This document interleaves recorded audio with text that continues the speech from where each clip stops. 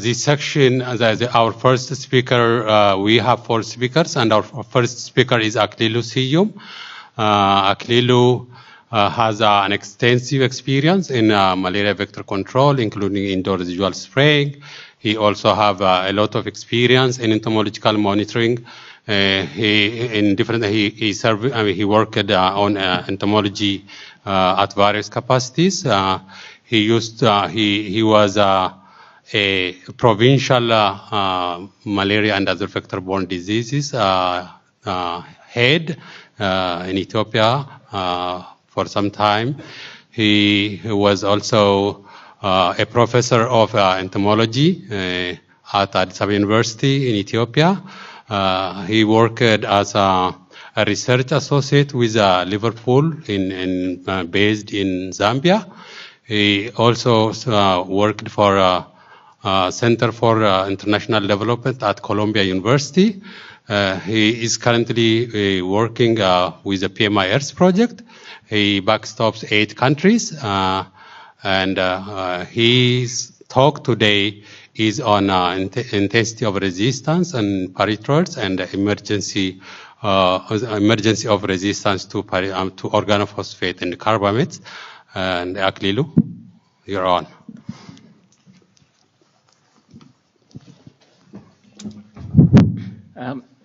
Thank you, Mr. Chair, for the introduction. My talk today is on intensity of pyrethroid resistance and emerging resistance to carbamates and organophosphate insecticides in sub-Saharan Africa. It's basically focusing on what we have been doing with the PMI's Africa Indoor Residual Spraying projects, and we have been monitoring insecticide resistance in 16 sub-Saharan African countries, and we will share you the data we have on the patterns of resistance in these countries. So long-lasting insecticidal nets and indoor residual house spraying have been scaled up in the last almost 2 decades, and this has been really highly associated with the reduction in malaria morbidity and mortality in sub-Saharan Africa.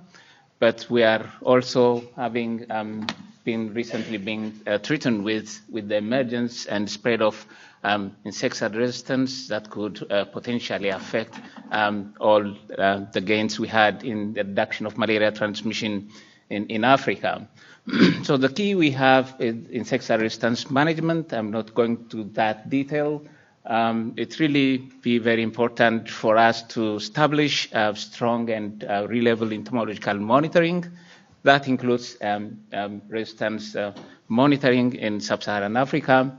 And it's also a focus in the global plan for insecticide resistance management. So it's really, when you talk about insecticide resistance management, it's not just only be looking at the right insecticide to apply where, but it's really more, that it involves, we need to have a better understanding of vector behavior, longevity, and infection rate, to tackle this major bottleneck we have for malaria vector control in Africa. As I mentioned earlier, my focus is primarily on insecticide resistance as determined by the WHO tube test, the phenotypic resistance. And also, I'm looking at to the intensity of insecticide resistance. And finally, I'll focus on key countries where we have some emerging resistance to alternative insecticides that we have been using for indoor residual spraying in Africa.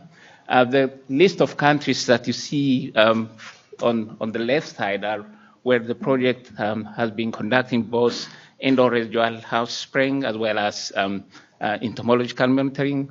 Those you see on the right hand, we have only entomological monitoring to inform decision-making process for vector control intervention in those countries.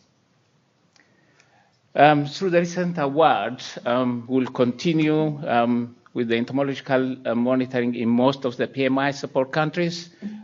We have been planning to expand our entomological monitoring activities in the new West African countries, and also broaden our scope of monitoring entomological monitoring in the other countries. And we wanted also to look at how we can really combine that with the epidemiological data we have from different countries, and to come up with more fine-tuned informed decision-making process on where we have to put our vector control interventions in Africa. This is the data that you can get it from the IR mapper, but the data is primarily coming from the President's Malaria Initiative's Africa Individual Spraying Project. This is back in 2014, just about 3 years ago, that what we have, the pattern of insecticide resistance in sub-Saharan Africa. And as you see here, we have widespread resistance in both the West and Eastern Africa, and also to the southern part. We have just limited areas where we have some level of susceptibility to pyrethroid insecticides on the southern portion of the continent. I'm generally putting the data in terms of Anopheles gambae SCL, but primarily dominated by Anopheles gambae sensis stricto in Western Africa. And in Ethiopia, we have Anopheles arabiensis. And in eastern parts, we have a mix of both gambae and arabiensis. But as we go further down to south, we are referring primarily on Anopheles arabiensis. This is the same pattern that you see in 2015, which is not really changing much when we look at the pattern of insecticide resistance, especially with focus on pyrethroid resistance in sub-Saharan Africa. So this is, this one is what we have when it comes to resistance to pyrimphosmethyl. We have a lot of interest on this. It's a long-lasting insecticide that have been used for indoor residual spraying now for a couple of years. And back in 2014, we have some documented resistance in Nigeria, in here. But we don't have indoor residual house spraying in Nigeria. But in the remaining countries, as you see here, it is really, the vectors are really susceptible to this insecticide. And in 2015, we have seen one more country with reported resistance to pyrimphosmethyl. That's in Tanzania here. So, but in the remaining part of the continent, we still have good level of susceptibility when it comes to pyrimphosmethyl.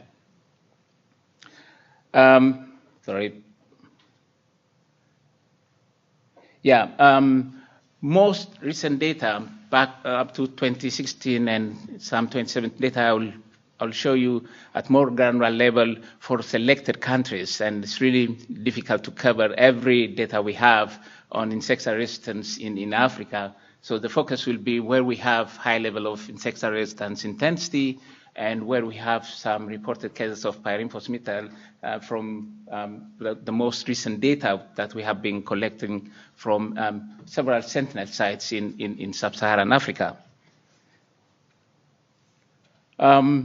This is the data we have in 2016 from Ethiopia. And as you see here, we have some reports of resistance from Babile in Oromia region, where we have pyrimphosmethyl, just single locality where we have resistance. Otherwise, it by and large remains fully susceptible for areas where we have been doing indoor residual house spraying, and also at the national level where we have other vector control interventions. And if you look at the data for DDT, Ethiopia has a long history of spraying DDT, and it's really not a surprise to see that pattern is almost fixed there. And then we have resistance to deltamethrin and also permethrin. But we can see some foci where we have still some susceptibilities in most recent data that we have from Eastern Africa. This is not primarily that maybe switch from being resistant to susceptible, but we have expanded, the entomological monitoring in many sub-Saharan countries. So as we get more data, we'll see how the patterns looks like. So we've seen some susceptible population in Metema and Humara in Ethiopia in the northern western part of the country. This is the data we have for pyrethroid resistance intensity in Ethiopia.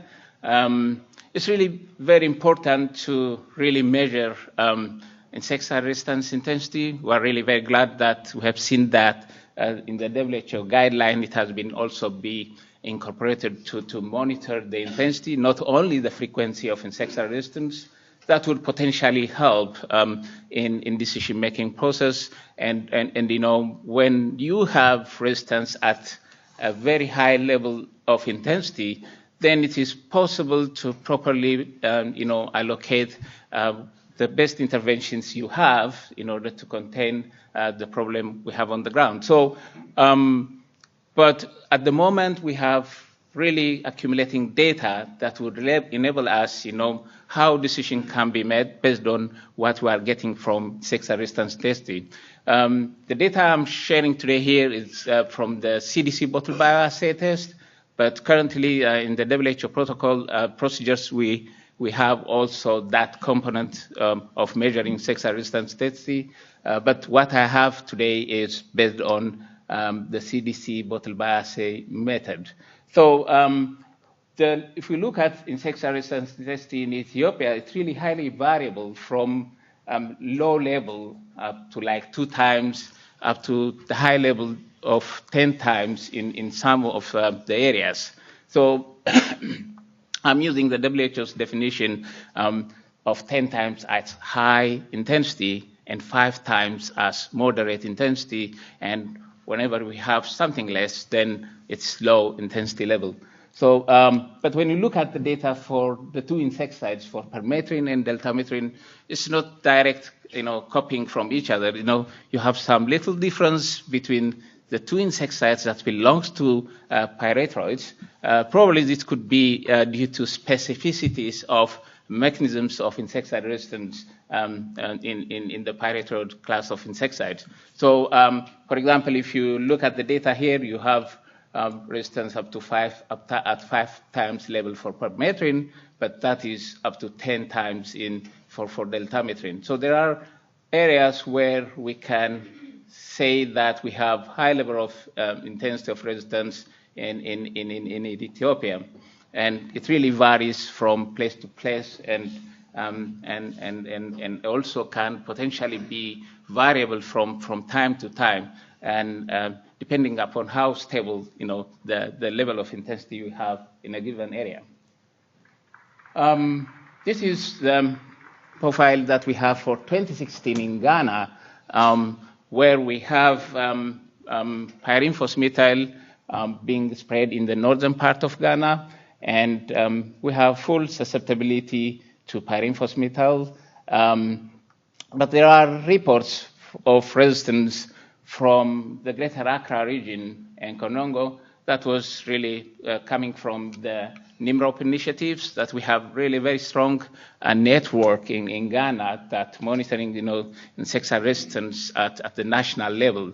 So we have reports that are coming from NIMROP, and of course we have confirmed that one with the susceptible colony we have in northern Ghana. So we have some confirmed resistance in pyrinphos methyl from Ghana.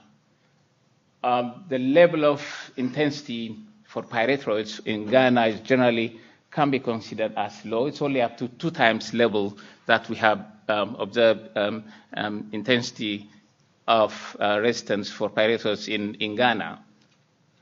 And it is the same pattern that we have seen for alpha-cypermethrin to that of deltamethrin.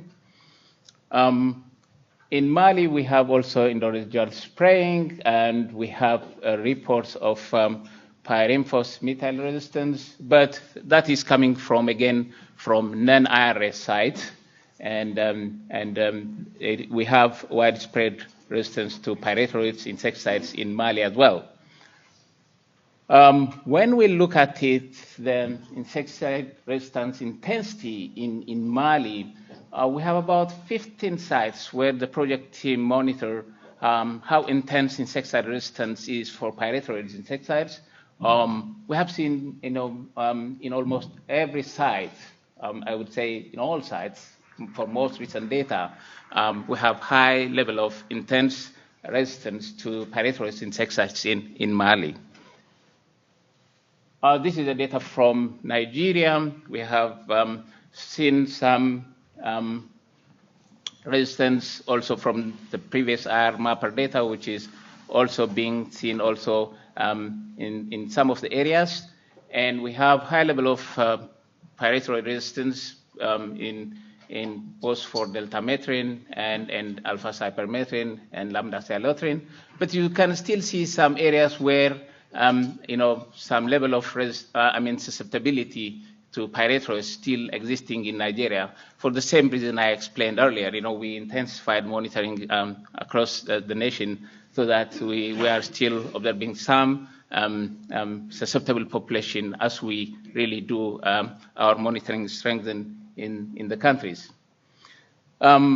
Intensity of resistance in Nigeria is highly variable, and it's from high level in Iboni, which is up to 10 times level, and we can see some, full susceptibility, for example, in Nasarawa for deltamethrin. So it's really variable from place to place, and it really requires, more efforts, to map, the level of insecticide resistance intensity we have in a given country. Just to highlight some few countries, the pattern in Liberia is not really much different, and we have full susceptibility to pyrenphosmethyl, but we have resistance to deltamethrin, alpha-cypermethrin in most of the sites that we have done monitoring in 2016.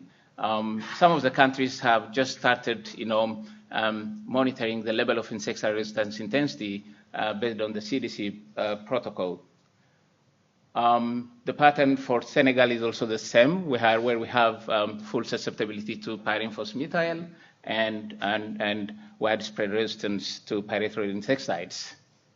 And in Tanzania, and we still see some, we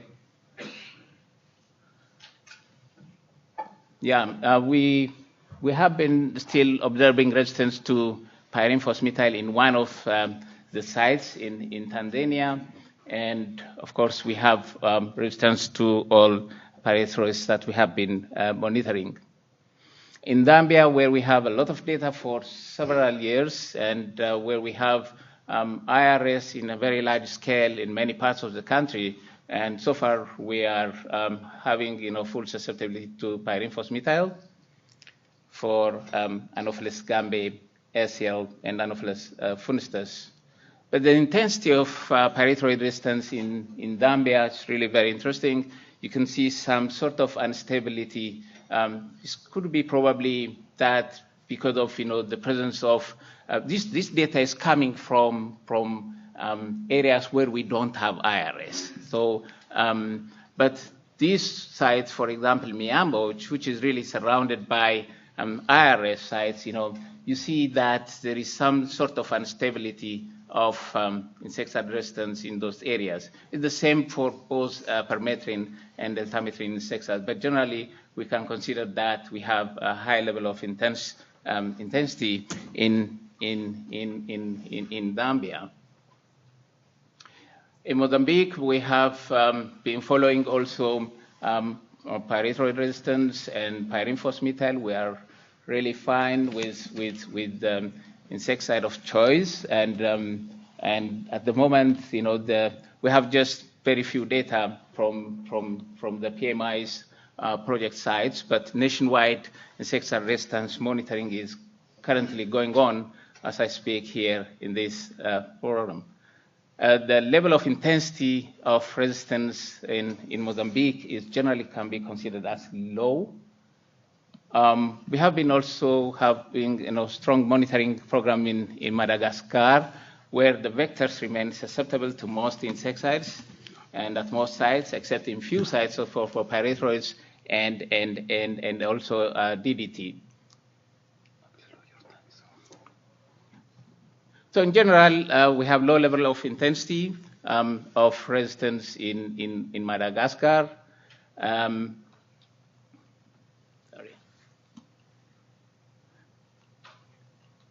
And DR Congo, the profile is not very different. These are the list of countries that we have so far documented resistance, but we are not just waiting that as resistance coming. We have been testing clothianidin in selected countries based on 13.2 milligram diagnostic dose as per the industry recommendation, and seeing some resistance in Ghana. In general, we have high level of pyrethroid resistance in Africa. We have few areas where we have resistance to pyrinphosmethyl, but the vector by and large remains susceptible in most of the sites that we have been monitoring. And it's really very important to focus on developing new tools for malaria vector control. This is the list of acknowledgements that I have for this presentation, and I thank you everyone for coming in this session. Thank you so much.